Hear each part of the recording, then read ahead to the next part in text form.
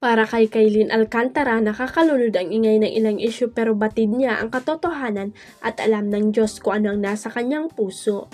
Sa isang magazine interview, sinabi ni Kailin na pinoprotektahan niya ang kanyang peace.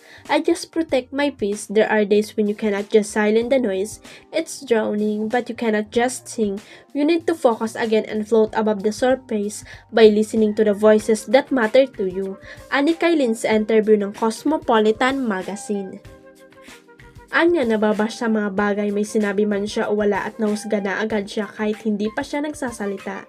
Kaya mas pinili na lamang niya ang mga tao lamang na mahalaga sa kanya ang makabatid ng katotohanan kaysa isa publiko po ito. Kahit anong sabihin niyo sa akin, it's okay as long as my intention are clear.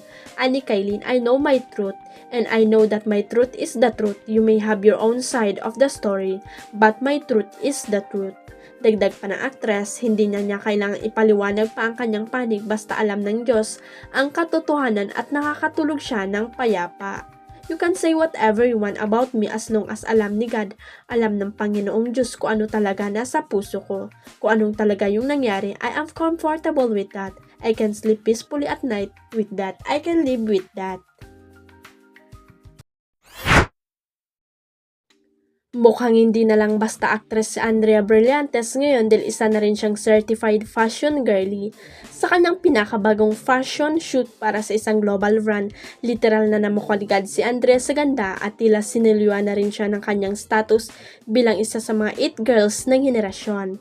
Sa Instagram, ibinagi ng aktres ang ilang litratong kuha mula sa photoshoot kung saan suot niya ang isang 3D floral dress na may dramatic flower details, tinernuan ng ride tights na nagbigay ng matapang at stand-out na vibe. Ang kombinasyon ng delicate at bold elements ay swak na swak sa personalidad ni Andrea, feminine first at hindi nakakatakot mag-experience sa fashion. Caption niya sa post, powerfully feminine, undeniably iconic at sa dami ng nag-react at nag-comment mukhang iconic nga ang peg niya. Talagang ibang level ng glow up ni Andrea mula sa pagiging child star hanggang sa pagiging isa sa mga pinakamatunog na pangalan sa Gen Z entertainment scene. Ngayon ay pasok na rin siya sa fashion world bilang muse ng mga designer at brand. At hindi lang ito basta pa-cute na shoot, kitang-kita ang evolution niya bilang empowered young woman na kayang magdala ng kahit anong look. Huwag kalimutang i-click ang subscribe button at i-ring ang notification bell para sa latest at legit chika updates.